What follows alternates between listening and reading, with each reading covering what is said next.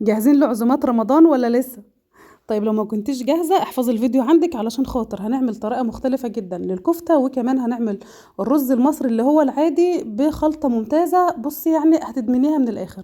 الطعم والشكل ما شاء الله زي ما انتم شايفين كده، واحنا كان مطلوب مننا اكل يعني تقريبا كده عملنا وجبات ل80 فرد. فما شاء الله اللهم بارك كده، نصلي على النبي وندخل كده بقلب جامد المطبخ ونعمل احلى واسرع عزومة. هتطلعي بنتيجة كويسة جدا، والاكل كمان هيكون شكله وطعمه لذيذ قوي.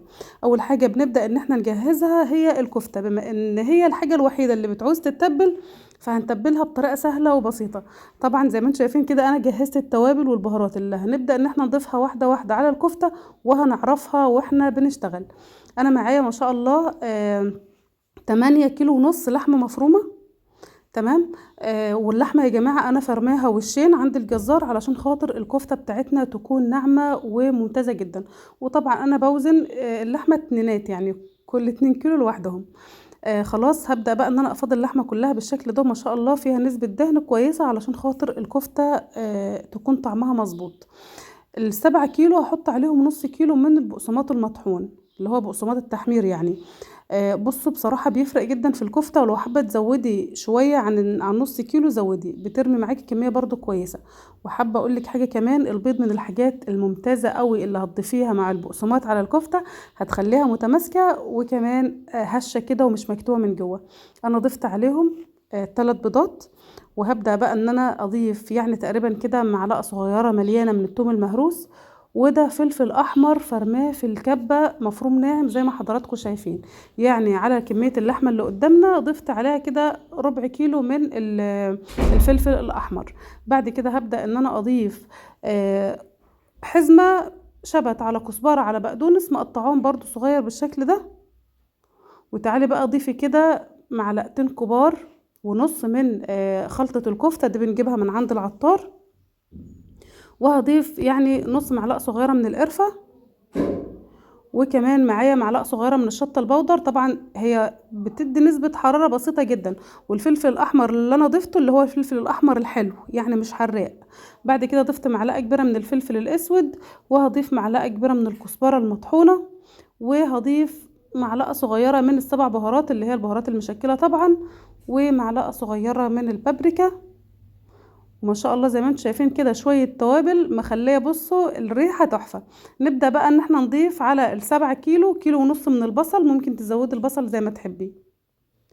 البصل هو كمان مفروم ناعم جدا في الكبة، ولو ما عندكيش كبة تقدري تبشري البصل ناعم على ايديكي. خلاص كده الخلطة جاهزة بقى ان احنا نعجن ونقلب فيها كويس جدا.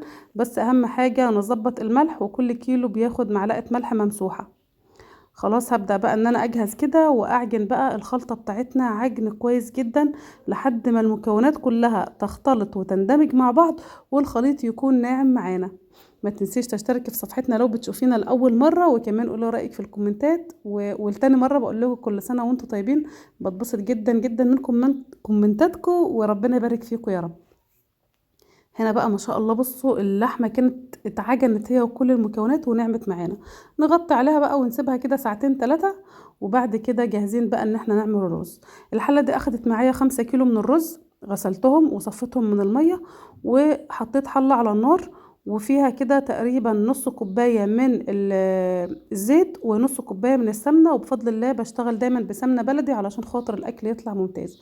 واحنا عارفين ان السمنة البلدي كده لها عامل مع الاكل. هحط بقى 4 ورقات لورا و3 وحدات من اللومي. وعندي الشطة اللي هي الصغيرة دي، على فكرة ما بتضيفش حرارة للأكل بس بتنكهه، بيكون في نكهة كده بسيطة مميزة يعني. بعد كده هبدأ بقى ان انا اضيف معلقة كبيرة من بهارات الكبسة. بهارات الكبسة انا جايباها جاهزة برضو من عند العطار.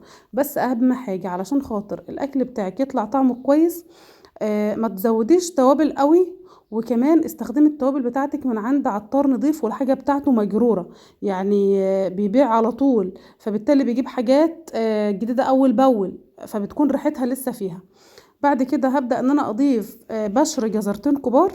وهقلب. وهنضيف بقى ال5 كيلو من الرز بعد ما صفيناهم من المية بالشكل ده. ونقلب بقى. قلبي الرز لحد ما حبيت الرز تتشمع وتاخد يعني تاخد لون بسيط كده. وحابه اقول لكم الكيلو الرز يا جماعه انا حطيت له رينج كده 7 اشخاص او 6 اشخاص. يعني انا كيلو الرز حسبته على 6 اشخاص علشان خاطر اعمل الكميه مظبوطه. تمام. نقلب بقى بالشكل ده الرز زي ما اتفقنا لحد ما ياخد اللون الجميل ده، وريحه كده التوابل كلها مع الرز تظهر.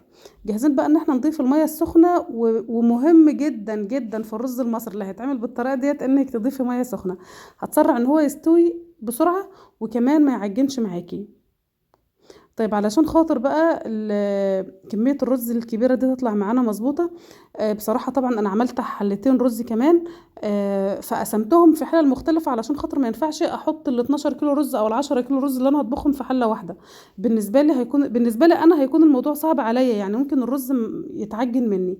فيفضل إن هو 5 في حلة و5 في حلة 2 في حلة، قسمي زي ما أنت عايزة يعني. بالنسبة بقى لكمية المية فهسيبها تغطي الرز بمقدار عقلة واحدة، وفي أنواع رز بتشرب مية كتير ونوع أقل. فهغطي عليه. وعلى فكرة انا كلفت الحلة اصلا بورق حرير لان الغطا زي ما انت شفتوا كان قليل شوية على مقاس الحلة، فانا عايزة اكتم البخار. هنا بقى كنا بدأنا ان احنا نشتغل في الكفتة ما شاء الله زي ما انتم شايفين كده. طبعا اللحمة اتبلت كويس جدا. الصاج او الصينية اللي انا هحط فيها الكفتة مش مدهونة اي حاجة خالص، لان الكفتة هتنزل كمية دهون بصوا ما حصلتش.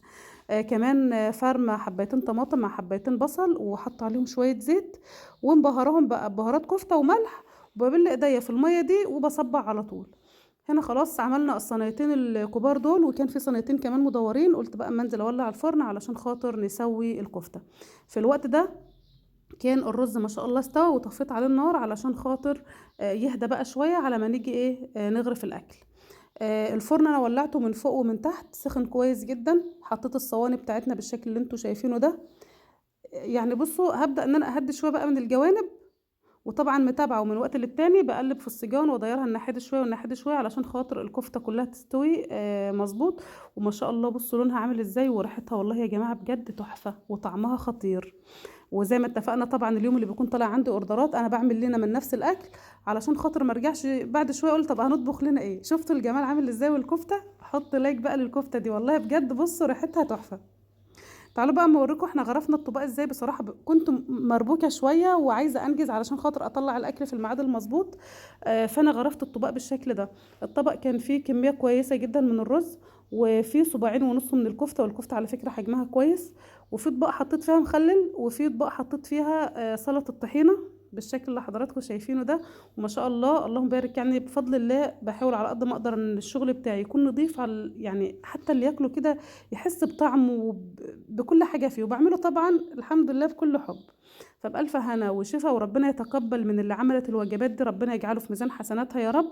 وربنا يقدرنا ويقدركم ان احنا نعمل حتى لو وجبة واحدة في كل اسبوع، والله فضلها باذن الله يعني باذن الله عظيم يعني. دي كان ما شاء الله عدد كبير قوي من الوجبات محطوطه طبعا في الارض بنجهزها. فاللهم بارك ما شاء الله كده الكميه كانت كويسه جدا. الطباق اللي فيها مخلل ما فيهاش سلطه الطحينه، واللي فيها سلطه الطحينه ما فيهاش مخلل، فبقى كل واحد وحظه. وكمان طبعا الاكل ده يا جماعه احنا كنا عاملين جنبه سلطه خضراء ما شاء الله اللهم بارك. يعني وجبه متكامله فيها السلطه وفيها الكفته والرز. وبألف هنا وشفا للي اخد. ودي كانت حلقتي معاكم النهارده. يعني لو عندك عزومه اعملي اكل زي كده سهل جدا وبسيط، وكل سنه وانتم طيبين.